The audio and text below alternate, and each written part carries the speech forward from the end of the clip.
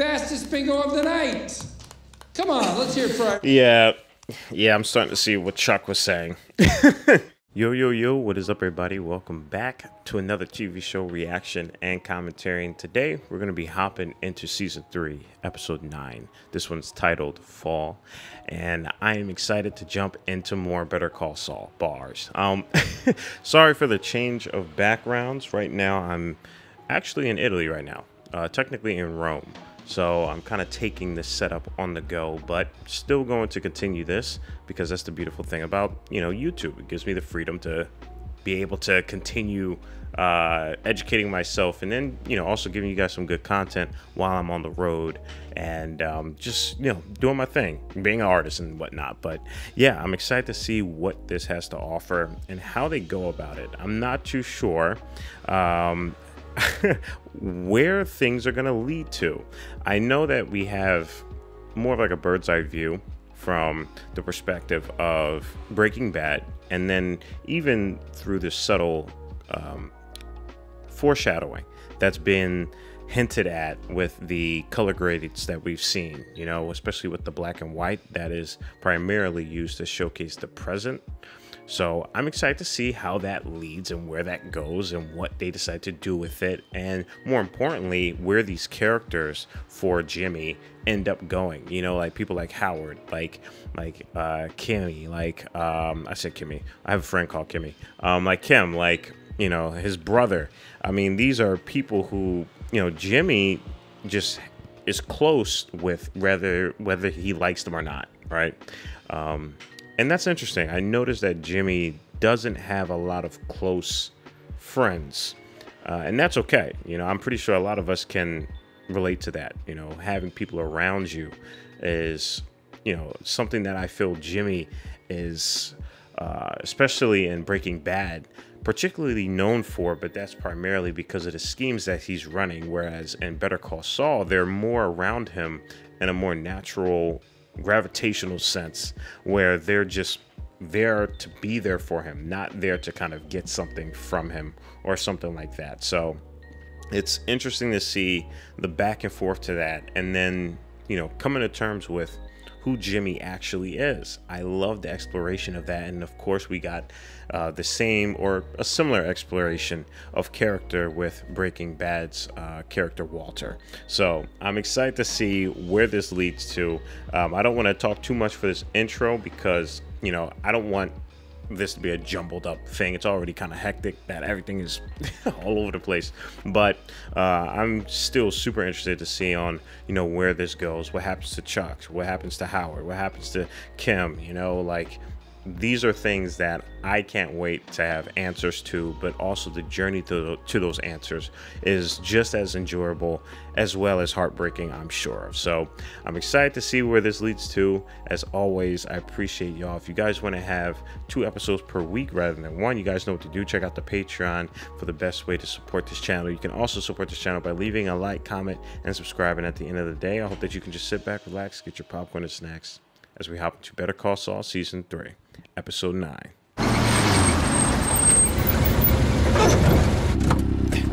I am so interested in seeing how many miles on this car there is. This car has been a main character in itself. It's probably all here in this box. I can't make heads or tails of it, but you are welcome to look. You sure? Whoever's playing this old lady is so nice. This lady is adorable. I've got a law degree. Sometimes I can't even...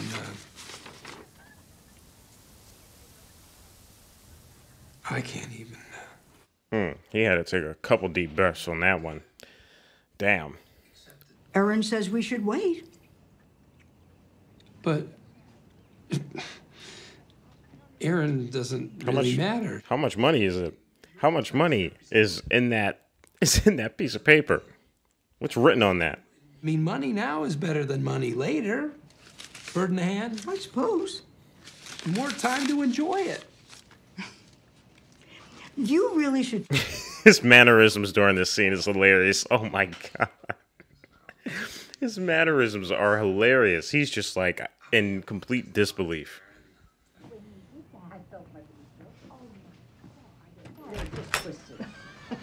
Jimmy! Rose, Myrtle, Helen. It's just so cool because he actually remembers their names.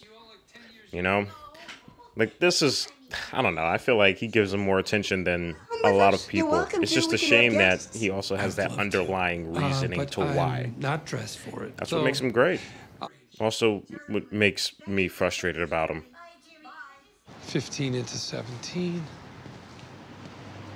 Carry the 2. 1,160,000. Damn. You telling me that he would pocket $1 million? How much money was in that bag in the first season? Holy crap. Yeah. I feel like this episode is going to all be around, like, enticing Jimmy's character. Because he's trying to do good. And we see him trying to do good. But it's the enticing part that really eggs him on.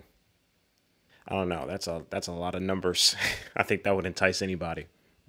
Can I get you anything to drink? Tea, water, espresso? No, I'm fine, thank you. I'm hearing the accents and the different languages. What is this, Lydia's place? Yes, it is. So, to that end, I have you down as a logistics consultant. What is that? It's a person who consults in logistics. Does it matter? Yes, to Mike, it does. Everything matters to Mike. May I ask, what precisely is your concern here? I'm concerned about what happens if you put my real name in your books. There was like a plot line in Breaking Bad too, right? About the people he knew and how he had to go about that. I'm kind of blurry on that, but respect, Mike, but your money. I know that was something of a factor in Breaking Bad. If that's all you think he is, then you don't know Gustavo Fring. Damn. Yeah, I mean, yeah, I'm pretty sure Mike should know that. He's the only one that one-upped him. He was always a step ahead. There's not a lot of people that can do that. We have been known to extend a rider. What kind of rider? A senior management level partner who would supervise Charles' work, attend court and client meetings with him. Damn, they're making Chuck seem like a little puppy. The insurance industry is heavily regulated. I can think of a... Though it is kind of dope to see him in office. You know, he's not struggling on the surface as much. It's a different type of struggle on the surface now. Going to do right by us, or we will compel you to do so. What do you mean by compel? You know exactly what I mean. If you're threatening litigation, I'm afraid this meeting is over. Then it's over. Damn, Chuck came right to the head, dude. He came right at the jugulars. I dig it. Odds are, inside a week, they'll be sitting at the table again. And if not, well, we've never shied away from a fight. Howard's like, I'm not ready to throw hands yet. I'm not ready to throw no hands. Professor, become partner emeritus. Leave your name on the firm, but focus on your legacy. You always said you wanted to work on the Commerce Clause. You can write the book on it. I gotta respect Howard for just wanting to go about this in the nicest way, but it's like, dude, you should just get right to the cut, man. Because he does that with, like, Kim and Jimmy. But when it comes to Chuck, he has so much more respect, I guess. But I think it's also because he's part of the company. Howard, I'm fine! This is not what fine looks like. Damn. That's frustrating. Because he's actually working hard to go about it. Ever known, hands down. That's frustrating. They're going to start making me feel some type of way for Chuck. I think the feeling is called sympathy. I'd be the sucker rod at this point, but no, none of that. Only on the Texas side. That's not stopping New Mexico for trying to bleed me.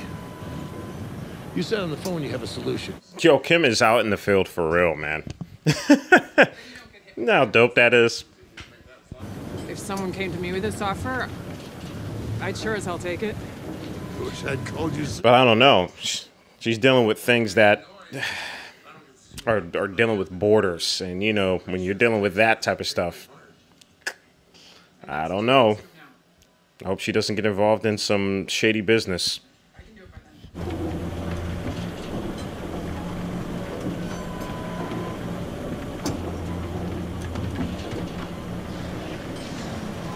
It's all good, baby. Just dig it out. It's all good. Yeah, use a stick, shovel, hands. You got this. You're resourceful.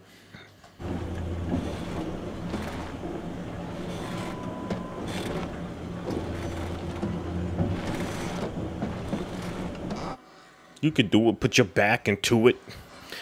There we go, Kim. Oh, God. Oh, God. Oh, no. Oh, no. Oh, no. That's bad. That's bad. That's bad. Get in there. Get in there.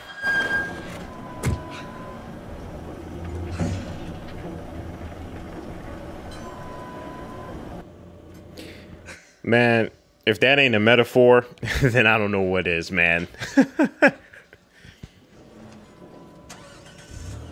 It's interesting how they're able to make mundane, well, I wouldn't call that mundane, moments mean something so much more because of how the characters feel and their actions going about that mundane thing.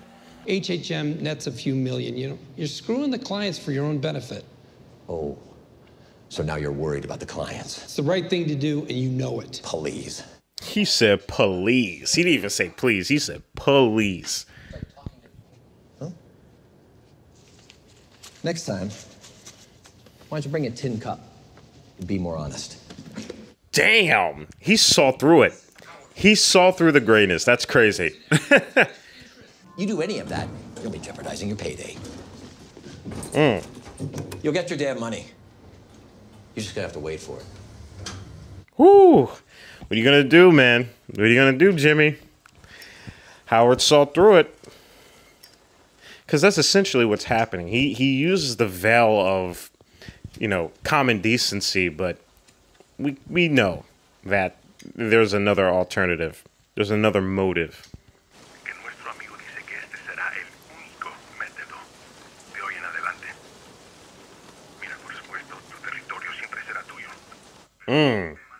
Oh, why is he just staring at him like that? Whoa.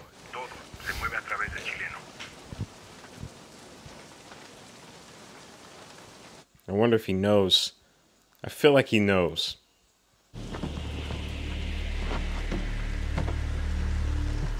Oh, it's happening here. It's happening right now. Oh, here we go. Here we go. This is it.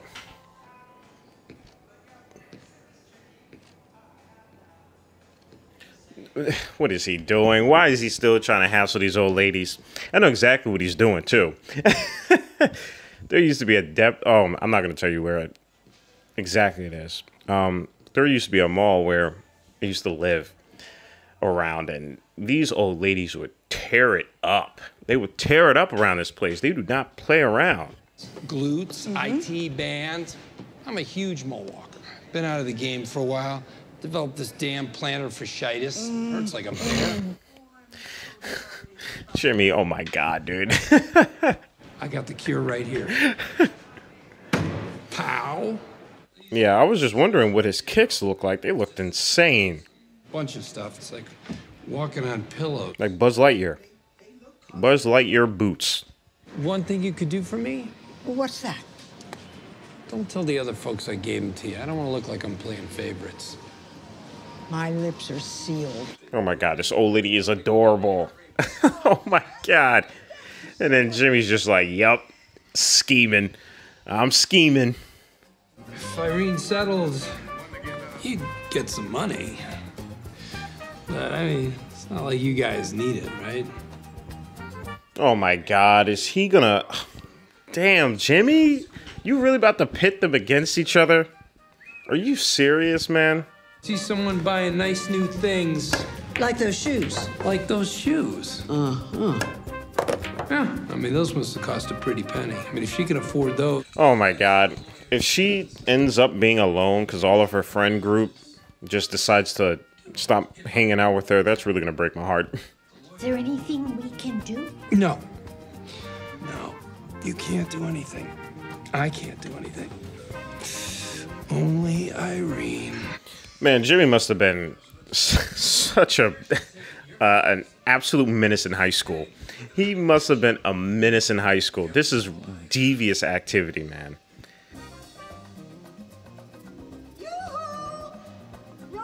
I don't know why. After all the things Jimmy has done throughout this entire series, this is definitely the worst thing. At least to me. This is just not it.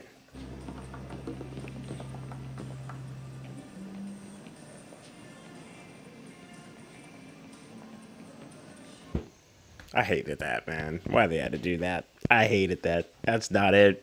I didn't like that one bit. It's heartbreaking.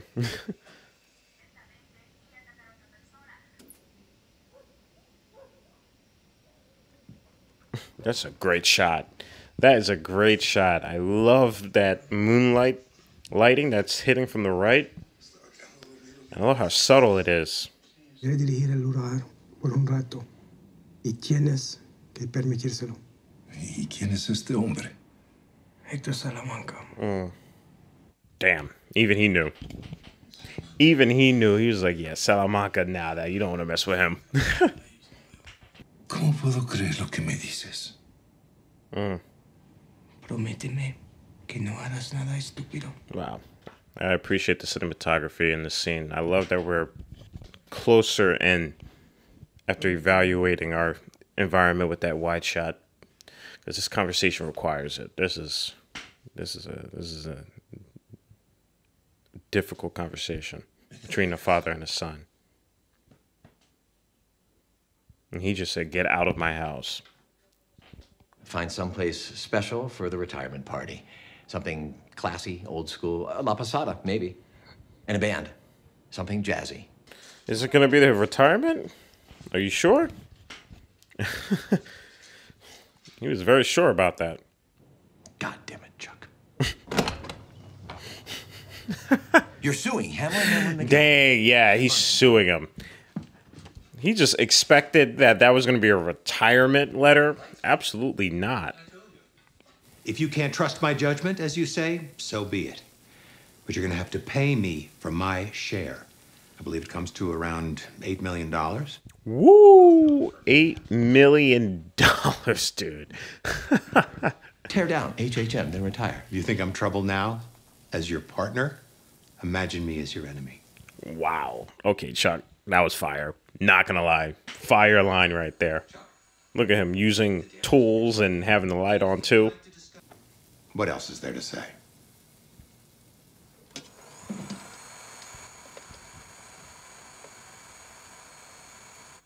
I love these wide shots when they pan out and show the environment. I love that. They did that at the beginning of the episode too, when Mike was sitting in the office. You know, maybe Jimmy should have been a detective. Maybe he could have just been a detective. Wouldn't that be cool if him and Mike teamed up and they were like a buddy cop film? That would have been dope. Or even a buddy cop series. Let's hope that biopsy comes back benign. You got Mike being the straight edge and Jimmy being the one that does anything but straight. All right, get your cards. Hey, Irene, you feeling lucky today? I guess so. All right, well, here's one on me. Just for you. Man, Jimmy, I am not rocking with you on this episode, man. I am so sorry. But damn, that's some villainish-ish right there. Give it up for the big winner, Irene Landry. Fastest bingo of the night. Come on, let's hear it for Irene. Yeah, I'm starting to see what Chuck was saying. I'm starting to see that. That's terrible, man. That's terrible, dude. Jimmy, you are not it, man. That's really terrible. Irene, you listen to your heart. Wow. And he's not saying yes or no, so he doesn't get into any legal problems, but that's scummy, man. That's like the worst thing I think he's done. It's wild to see how I viewed things when it was within the family and when he's interacting with the public. Because I definitely get Chuck's reasoning now. But they can't be settling. Class actions don't move that fast. Don't get bogged down in the details. Trust me, they're settling. Man, Jimmy is annoying, man. He's been nothing but annoying this entire episode, bro. I can't. Ah, man, that's just not it. But you're already late. What's 5 more minutes? So drive 60 instead of 55. Jimmy. What? You're not hearing me. Our troubles are over. Come on. Jimmy. Yeah, Jimmy, yeah. It'll be interesting if they actually turn him into a villain in his own show. Yeah. Which we can see happening. Something that I really enjoyed about Barry is that entire aspect right there. But also in Breaking Bad, but I wonder if they're going to double down on it in this.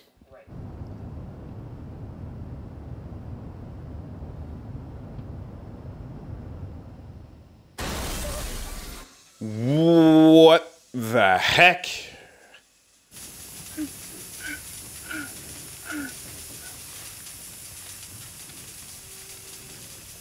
Yo, that genuinely shook me. What the heck happened?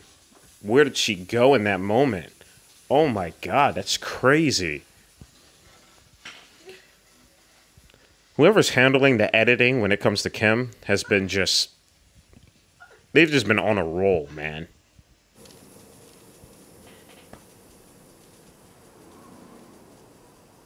Jesus, Kim, what happened? Was she just so, like, locked in? Was it, like, the lack of sleep? That's crazy. That is a wild shot to pan out on, too. Damn. With all the paper scattered everywhere. Oh, of course they ended there. Of course. Of course they do. All right, everybody, just got done episode 9, season 3 of Better Call Saul. And, yeah, the way we ended that one, it was absolutely insane. I'm really interested in whoever has been specifically editing Kim's segments. It's probably the same editor, but they have just been snapping with her. And I feel like that's because of just the mental state that she's been in. She's, they do this a lot with everyone in the cast within here, but specifically with Kim. I love how the editing is so ingrained with her psychology, you know, when it comes to her hard work, when it comes to her stress, when it comes to her lack of sleep, the fatigue. It seems like the editing is just snapping on points, like synchronized with how she's feeling. And so when moments like that happen, it really jerks me. It jerks me. And I gotta say, it's awesome. It's incredible that, you know, how they're able to use filmmaking and apply it to these characters in ways that I feel like are able to say so much more than just telling, right? And that's the whole key when it comes to storytelling in a case of filmmaking, is the beautiful thing of showing, you know, something instead of saying it out in the open. And speaking of jerks, Jimmy was one hell of one within this episode. I did not like Jimmy at all. I feel like that's the first time within this series where I was like, yeah, Jimmy, you are not that dude, man. You can really see the desperateness, because he's essentially taking advantage of, you know, these people. I mean, everyone is being taken advantage of, but Jimmy is the only one that is going to such lengths to take advantage of him and get what he wants. And to see him do this and not have a morality check throughout the entire episode is a little concerning. Usually when he would do this, and I feel like that's the reason why I didn't judge him prior, or judge him as harshly as I did now as prior, is because when he's going around and he's doing these things, he would always like let his morality win. In some case, there will always be like a close-up of his reaction where you could tell that his heart is definitely being affected by this. This episode, there was none of that. I was anticipating it, but every time we got like a close-up shot of his face, it was just him pursuing or using his emotion to get what he wants. And yeah, I mean, I feel like that right there is what slips it for me. if we're talking about Slip and Jimmy. But yeah, and then we got Chuck and Howard. The fallout between Chuck and Howard, and Chuck just saying, yo, I'm gonna take everybody to court. And I'm not gonna lie, it's kind of fire. That's pretty fire. Chuck is like the type of dude to I don't know, it's cool to see him back in his bag again, but you could tell he's struggling. But again, he's trying to get better. And then you got Howard, where, you know, he's clearly just trying to save the face of the company, but he also just is going about it in a way where it's like, dude, you gotta, I don't even know. Chuck is interesting. Chuck is just like a whole different person in his own way. I don't really know too much of his motives, though. I know he's trying to save the face of the company, but I hope that we get an episode or two that is like specific to Chuck, because I find him so interesting. I really hope we get that, you know, because I find him interesting. And then we got Mike and Lydia, and, you know, we got Fringe, and we got freaking Salamanca. The whole thing, this whole entire episode encompassed a lot, but I'm excited to jump into the next one. As always, guys, I hope that you are too. And if you want to join me, because I'm just going to continue this momentum, then check out the Patreon link below. But for everybody else, I'll see you next week. Stay healthy and stay hydrated, because we are just getting started. Purple jacket, pocket full of weed. Everything that I should ever need. Grab some matches, cause they give them free. Just like my time. Hair pulled back in the backseat.